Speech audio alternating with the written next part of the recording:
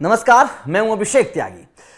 Paris Olympic 2024 में कमाल की परफॉर्मेंस भारत की रही है, या फिर ये कहें कि मंगल है भारत के लिए मंगलवार। आज जो मंगलवार है भारत के लिए मंगल रहा है। कमाल की परफॉर्मेंस भारतीय खिलाड़ियों की रही है, क्योंकि जो अभी तक मेडल टैली 3 पर अटकी हुई है, अब ये उम्मीद जताई जाने लगी है कि ये 3 से बढ़कर 7, 8, 9, 10 तक पहुंच सकती है, क्योंकि खिलाड़ियों ने बेहतर परफॉर्मेंस आज के दिन करके दिखाया है। शुरुआत की अगर मैं पहले दिन की बात करूं या दूसरे दिन जिस तरीके से खेल रहा पेरिस ओलंपिक का, उसके बाद से थोड़ा सा ढलान पर आया, थोड़ा सा परफॉर्मेंस खिलाड़ियों का नीचे आया। कुछ खिलाड़ियों को जीत नहीं मिल पाई आखिरी मौकों पर। अगर मैं लक्ष्य सेन की बात करूं या फिर लवलीना की बात करूं, टेबल टेनिस की या फिर टेनिस की बात, बैडमिंटन की बात करिए, तो ऐसे में खिलाड़ियों के, या फिर पीवी सिंधु की बात करिए, अच्छे खिलाड़ी थे लेकिन नहीं आगे जा पाई। लेकिन अब ऐसा लग रहा है कि जो आखिरी दौर अब पेरिस ओलंपिक का चल रहा है, ऐसे में पेरिस ओलंपिक से हमें अब और मेडल मिलने की उम्मीद है। मेरे साथ मौजूद है सौरभ लगातार पेरिस ओलंपिक पर नजर बनाए हुए हैं, स्पोर्ट्स की अच्छी समझ है। सौरभ, सबसे पहले मैं जानना चाहता हूं नीरज चोपड़ा को लेकर। कमाल की परफॉर्मेंस रही। आज भी जब क्वालिफाइंग राउंड खेला गया, नीरज चोपड़ा सबसे ज्यादा दूरी तक भाला फेंकने में कामयाब रहे। उम्मीद उनसे वैसे जताई भी जा रही थी कि सबसे बेहतर परफॉर्मेंस करके दिखाएंगे। अब नीरज चोपड़ा फाइनल में पहुंच गए हैं। किस तरीके से देखते हैं नीरज चोपड़ा को, गोल्ड या फिर सिल्वर? सबसे पहले तो sir thank you very much, आपने इनवाइट किया यहाँ पे। और नीरज चोपड़ा की जहाँ तक बात है सर, हम सब की उम्मीद है, पूरे भारत की उम्मीद है वो। और पिछली बार भी टोक्यो में भी उन्होंने गोल्ड जीता है, तो एक एक्स्ट्रा उनके ऊपर दबाव भी है कि उनको वापस वो रेप्लिकेट भी करना है। और इस बार जैसा आपने इनिशियल स्टेटमेंट में बताया कि 3 ही मेडल अभी तक आए हैं, तो और ज्यादा प्रेशर नीरज चोपड़ा के ऊपर हो जाता है। पर जिस तरीके से उन्होंने वो पहला थ्रो मारा है, नीरज चोपड़ा का हाईएस्ट, सेकंड हाईएस्ट थ्रो है वो अभी तक का उनके करियर का। वो एक बहुत ही पॉजिटिव इम्पैक्ट छोड़ के जा रहा है हम सबके ऊपर। और फाइनल में मुझे पक्का विश्वास है कि हमें इससे और बेटर थ्रो देखने को मिलेगा, और जो 90 मीटर का जो बैरियर है नीरज चोपड़ा का, वो क्रॉस करेंगे और भारत के लिए गोल्ड जरूर लेके आएंगे नीरज चोपड़ा। बिल्कुल गोल्ड लेकर आएंगे, क्योंकि अभी गोल्ड आया नहीं है। अभी तक जो आए हैं हमारे पास ब्रोंज मेडल आया, ना सिल्वर आया ना गोल्ड आया। तो गोल्ड तो भाई साहब जरूर चाहिएगा पेरिस ओलंपिक 2024 में, और वो गोल्ड नीरज चोपड़ा से आ सकता है, क्योंकि जिस तरीके की परफॉर्मेंस नीरज चोपड़ा की रही है, क्वालिफाइंग राउंड में भी सबसे बेहतर रही है। तो नीरज चोपड़ा का अब 8 तारीख को नीरज चोपड़ा का वो मुकाबला देखने को मिलेगा। देखेंगे कि किस तरीके की परफॉर्मेंस रहती है। लेकिन एक हैरानी वाला थोड़ा सा खेल मैं कहूं तो कुश्ती में रहा आज विनेश फोगाट का। सबसे नंबर 1 जो नंबर 1 रेसलर है, उसको विनेश फोगाट ने कुछ ही मिनटों में पस्त कर दिया। कैसे आप सौरभ उस मैच को देख रहे हैं, और क्या विनेश फोगाट से भी आप गोल्ड की उम्मीद रख रहे हैं सौरभ इस बार?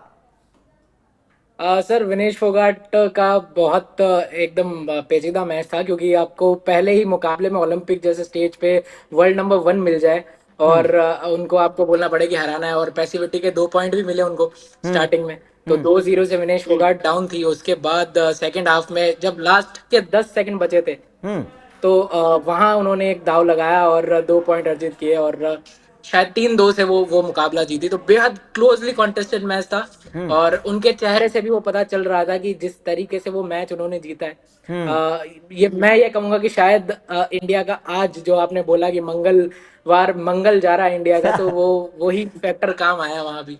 हाँ, दूसरा मुकाबला भी बड़ा अच्छा रहा विनेश फोगाट का। पहला मुकाबला और दूसरा मुकाबला दोनों बड़े बेहतर रहे, और टीम इंडिया की जो उम्मीद है मेडल की, वो जगा दी। सौरभ, उसको क्या देखेंगे? बिल्कुल सर, विनेश फोगाट हमेशा से कंटेंडर थी मेडल की। पहले भी आप मुझसे पूछते तो भी मैं यही बोलता। और जब से कॉन्टेस्ट का पता चला हमें कि जापान की जो रेसलर है उनके साथ उनका मुकाबला होना है, सबसे पहला मुकाबला राउंड ऑफ 16 का, वहां थोड़ा सा डर लग रहा था कि यार पहले ही मुकाबले में वर्ल्ड नंबर 1। बट शायद अब वो एक पॉजिटिव इम्पैक्ट काम करेगा। विनेश फोगाट को भी पता है कि वो अब पीछे जा चुका है, हाँ, वर्ल्ड बिल्कुल नंबर 1 को मैंने हरा दिया है, बिल्कुल और अब उनको रोकने वाला कोई नहीं है सर, अब उनको रोकने वाला कोई नहीं है। बिल्कुल कॉन्फिडेंस भी बढ़ेगा। अगर आप नंबर 1 को, वर्ल्ड नंबर 1 को हराकर आ रहे हैं, बिल्कुल तो आने वाले मैचेस में कॉन्फिडेंस तो बढ़ेगा ही बढ़ेगा।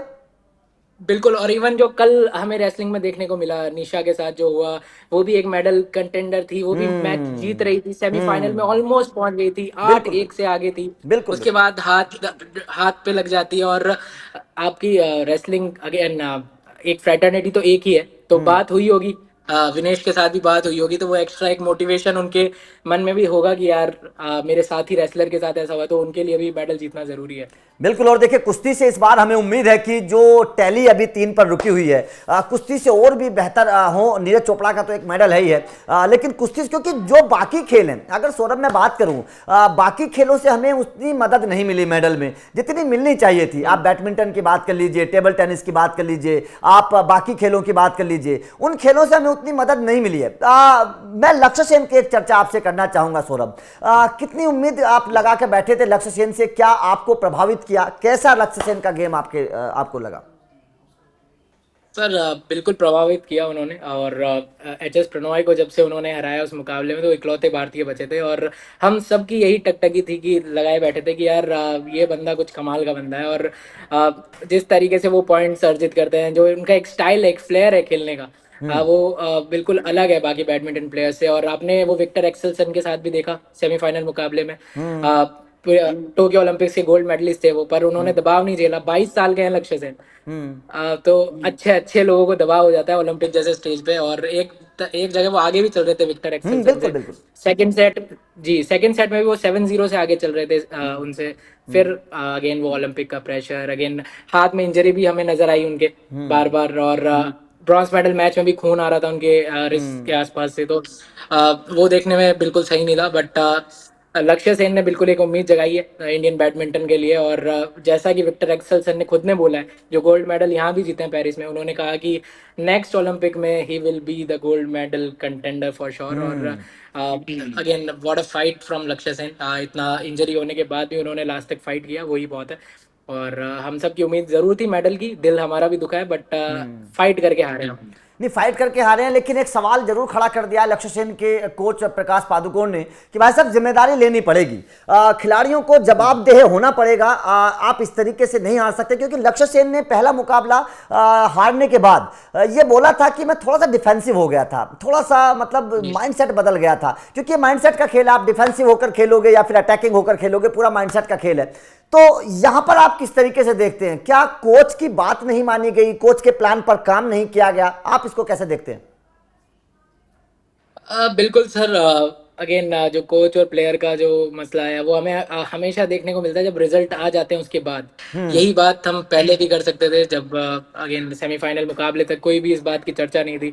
हम सबको लग रहा था कि यार जिस तरीके से लक्ष्य खेल रहे हैं, क्या कमाल खेल रहे हैं। बट अगेन पहला सेट अगेन वो जीते, ब्रॉन्ज मेडल मैच की बात करूं, पहला गेम वो जीते, फिर 2 लगातार वो हारे पीछे से। बट एक इंटरेस्टिंग टेक यहाँ पे अश्विनी पोनप्पा का भी आया है इस बयान के ऊपर, जो कि फीमेल शटलर है। उन्होंने कहा कि उन्होंने भी यही बात बोली है कि यार हम हारने के बाद ही ऐसे सवाल क्यों खड़े करते हैं किसी प्लेयर के ऊपर। जिम्मेदारी दोनों की है सर, प्लेयर की भी है, कोच की भी उतनी है। बट अगेन मैं तो 50-50 रहूंगा इस पे कि अगेन जितना फेडरेशन दे सकता था उन्होंने दिया, उनका बयान यही था। बट आप अगर 4th फिनिश करते हैं, तो वो आप हम सबको पता है कि आप कितने क्लोज हैं उस मेडल के, तो वो एक्स्ट्रा एक एफर्ट की बात होती है। तो वो शायद अभी हमारे प्लेयर्स चूक रहे हैं। हम मल्टीपल स्पोर्ट में ये देख रहे हैं कि 5 से 6 तकरीबन हमारे प्लेयर्स एथलीट्स चौथे नंबर पे खत्म किया इस बार। बिल्कुल बिल्कुल बिल्कुल। बहुत सारे गेम्स में आप लवलीना की बात कर लीजिए, पीवी सिंधु की बात कर लीजिए, तमाम खिलाड़ियों से हमें उम्मीद है। श्रीजा की बात कर लीजिए, श्रीजा कुला बहुत अच्छा टेबल टेनिस खेली थी इस बार, कमाल की परफॉर्मेंस खिलाड़ियों की रही। लेकिन लक्ष्य सेन की बात कर लीजिए, तमाम जो कंटेंडर थे ना, ये बहुत नजदीक जाकर हारे हैं, बहुत नजदीक जाकर हारे। इसीलिए दर्द हो रहा है, क्योंकि जो मेडल 2-3-4 और बढ़ सकते थे, अभी तक जो टैली हमारी आगे जा सकती थी, वो वहीं पर रुक गई है। एक मेडल की उम्मीद सौरभ यहाँ पर हॉकी से भी है। हॉकी की टीम कमाल की परफॉर्मेंस कर रही है। आज मुकाबला हॉकी की टीम से है। किस तरीके से हॉकी की टीम को जीत को, खासतौर पर मैं अगर 2 जीत की बात करूं, ऑस्ट्रेलिया की जीत जो पीछे हम रह गए, और ग्रेट ब्रिटेन से जो जीत, जो 10 खिलाड़ियों से जीता हमने मैच, 11वें खिलाड़ी तो बाहर ही था, अमित रोहिदास, तो जो 10 खिलाड़ियों से मैच जीता, और जिस तरीके से शॉट आउट में जो हमने मुकाबले जीते, हमारे श्रीजेश ने जिस तरीके से गोल्स बचाए, हॉकी की परफॉर्मेंस को आप किस तरीके से देख रहे हैं सौरभ? सर हॉकी एक ऐसा गेम है ना कि हम सब इंडियंस को है ना यूनाइट कर देता है। जब भी ओलंपिक्स में हम अच्छा करते हैं, तो किसी गेम पे हमारी नजर जाए ना जाए, हॉकी पे जरूर नजर जाती है। और हॉकी एक ऐसा भी स्पोर्ट है जिसने हमें सबसे ज्यादा मेडल्स भी दिए हैं। 8 गोल्ड मेडल भी हमने हॉकी में जीते हैं ओवर द इयर्स। और 1972 के बाद पहली बार हमने ऑस्ट्रेलिया को ओलंपिक्स के अंदर हराया है। ये बिल्कुल बहुत बिल्कुल बड़ी बिल्कुल बात है। बिल्कुल। मेडल जीतने से बड़ी बात है, और जो हॉकी को फॉलो करते हैं उनके लिए तो खास तौर पे मेडल जीतने से बड़ी बात है ये। और फिर मैं बात करूं कि 10 प्लेयर्स है, जैसा आप बता रहे थे कि ग्रेट ब्रिटेन को, जो सेल्फ प्रोक्लेम्ड ग्रेट ब्रिटेन है, खुद के नाम में ग्रेट लगा देते हैं वो, तो उनको भी हराना वहां पे 10 मैन से। Amit Rohidas first rusher, one of the best first rushers हैं वो वर्ल्ड हॉकी बिल्कुल में, ना सिर्फ भारत के, वर्ल्ड हॉकी की मैं बात करूं तो one of the best first rushers हैं वो। और 22 या 23 डी पेनिट्रेशन हुए थे, सर्कल पेनिट्रेशन हुए थे। उसके बाद भी कन्वर्जन सिर्फ एक ही हुआ ग्रेट ब्रिटेन से। तो वो हमारे जो गोलकीपर हैं, श्रीजेश। पी.आर. श्रीजेश, हाँ हाँ बिल्कुल आपको देना पड़ेगा सर वो मैच, उनको देना पड़ेगा। क्रिकेट में मैन ऑफ द मैच होता है, तो वो man of the match P R. Sreejesh ही थे उस दिन। और जिस तरीके से उन्होंने गोल रोके दाएं बाएं, और शूट आउट में भी 2 गोल बचाए उन्होंने, तो amazing, heads of performance from him. और हम यही उम्मीद करते हैं, फिंगर्स क्रॉस करके बैठे, जर्मनी से मुकाबला है सर अब सेमीफाइनल। और टोक्यो में आपको याद हो ब्रॉन्ज मेडल मैच में हमने जर्मनी को ही 5-3 से हराया था। तो मुझे तो लग रहा है कि उसका रिपीट आज भी आपको देखने को मिलेगा, क्योंकि जिस तरीके की परफॉर्मेंस चल रही है, बात सारी क्या है ना, मैं शुरू से हॉकी को देख रहा हूं, जो पेरिस ओलंपिक में टीम इंडिया खेल रही है, कमाल की परफॉर्मेंस, शुरुआत से कमाल की परफॉर्मेंस। हमारे सामने जो भी टीम आई वो हम पर हावी नहीं हो पाई। मैंने शुरुआत से अभी तक हॉकी को जो देखा है पेरिस ओलंपिक में, कमाल की परफॉर्मेंस भारत की रही है, कमाल की परफॉर्मेंस। और देखिए ब्रिटेन के खिलाफ तो ये माना जा रहा था कि भाई साहब 10 खिलाड़ियों से कैसे हम जीत पाएंगे, क्योंकि 40 मिनट, 1 घंटे का गेम होता है, 40 मिनट के आसपास हम 10 खिलाड़ियों के साथ खेले हैं, और 10 खिलाड़ियों से मैच को बराबर पर रोकना, ये अपने आप में बहुत बड़ी बात है, क्योंकि ब्रिटेन की टीम कमजोर नहीं है। तो यहां पर जो माइंडसेट की बात हम करते हैं खेल के मैदान पर, आप कोई भी खेल को ले लीजिए, वो माइंडसेट की जो बात होती है, वो माइंडसेट आपको जिताता है। आपकी अप्रोच किस तरीके की, आप पॉजिटिव खेल रहे हैं, नेगेटिव खेल रहे हैं, आपके कंधे झुके हुए, तो नियम क्रिकेट में बोलते हैं कंधे झुक गए, आपका मतलब मनोबल तो गिरा हुआ नहीं है, वो सबसे बड़ी बात है। और कप्तान हरमनप्रीत जिस तरीके से टीम को लीड कर रहे हैं, खुद भी गोल कर रहे हैं, 6-7 गोल अगर मैं गलत नहीं तो शायद अभी तक कर चुके हैं, वो कमाल की परफॉर्मेंस है। इसको आप किस तरीके से देख रहे हैं सर? सर सरपंच साहब ग्रेट है, कोई डाउट नहीं है इसमें। और क्या ड्रैग फ्लिकर, उनके जैसा इस दुनिया में है ही नहीं। फर्स्ट रशर की मैंने बात की, अमित रोहिदास, और ड्रैग फ्लिकर हरमनप्रीत जैसा इस दुनिया में कोई नहीं है। और हमारे तो कप्तान है, हम सबको गर्व है उनके ऊपर। और जिस स्पीड से वो खेलते हैं, वैसे डिफेंस में खेलते हैं, बट अटैक में भी आप उनको उतना ही देखते हैं। एक और खिलाड़ी की मैं बात यहाँ पे करना चाहूंगा, जर्मनप्रीत सिंह। जहां बॉल जाती है वहां वो मौजूद रहते हैं, जहां बॉल जाती है वहां वो मौजूद रहते हैं। देखने में मजा आ रहा है सर हॉकी इस वक्त इंडियन टीम को खेलते हुए। और शुरुआत से ही ना, इस ओलंपिक की शुरुआत से ही आपने सबसे पहला मुकाबला न्यूजीलैंड से खेला, आप पीछे थे गेम में, फिर आप आगे आए, आपने हराया, वहां से कॉन्फिडेंस मिला। अर्जेंटीना से आपने ड्रॉ खेला, आयरलैंड को आपने एक तरफा 2-0 से मारा, और उसके बाद ऑस्ट्रेलिया के साथ एक ऐसी चीज हुई थी जो शायद मेरे तो दिल को छू गई। मतलब ऐसा मैंने कभी नहीं देखा इंडिया ऑस्ट्रेलिया के मैच में, कि ऑस्ट्रेलिया ने अपना गोलकीपर बुला लिया था बाहर। ये हम देखते हैं कि इंडिया ही करता है ये ऐसी चीज, क्योंकि इंडिया पीछे रहता है अमूमन मैचेस में ऑस्ट्रेलिया के सामने, बट ऑस्ट्रेलिया का उस मैच में पीछे रहना और अपना गोलकीपर बुला लेना और एक्स्ट्रा प्लेयर वहां पे खिलाना, ये बहुत बड़ी बात है। और ये बताता है कि इंडियन हॉकी अब कहाँ जा रहा है, और हम ऊंचाई पे निरंतर जा रहे हैं। और आज अगर हम जीते तो एक डिफरेंट जश्न देखने को मिलेगा पूरे देश में आपको। देखिए बिल्कुल 1980 के बाद में हम हॉकी के फाइनल में पहुंचे नहीं हैं। उम्मीद यही करेंगे कि जो कारनामा अभी तक नहीं हुआ है वो इस बार हो जाए, क्योंकि उम्मीद तो देखिए हॉकी से है, हमारा राष्ट्रीय खेल है, इसमें भी अगर हम मेडल नहीं जीत पाए तो जाहिर तौर पर सवाल खड़े होते हैं। तो इस बार उम्मीद करेंगे कि हॉकी से हमें गोल्ड मेडल से इस बार कम नहीं चाहिए, क्योंकि जिस तरीके का परफॉर्मेंस रहा है टीम का, वो गोल्ड के हकदार हैं। नीरज चोपड़ा गोल्ड दिला दें, इधर कुश्ती में विनेश फोगाट कमाल कर दे तो दिल खुश हो जाएगा। ये 3 गोल्ड मेडल अगर आ जाए तो पेरिस ओलंपिक 2024 जो है वो ऐतिहासिक हो जाएगा भारत के लिए। मीराबाई चानू भी है अभी मीराबाई चानू भी है, बिल्कुल बिल्कुल बिल्कुल, अभी मीराबाई चानू भी है। तो अगर ये तमाम खिलाड़ी बेहतर परफॉर्मेंस करते हैं, अभी तो रेसलिंग में हमारे और कई सारे रेसलर्स आने बाकी हैं, तो ये बहुत बेहतर परफॉर्मेंस बिल्कुल अभी हो सकती है। खैर पेरिस ओलंपिक की लगातार जानकारियां मिलती रहेंगी, बाकी लगातार खबरों के लिए आप हमारे साथ बने रहिएगा। Thank you very much.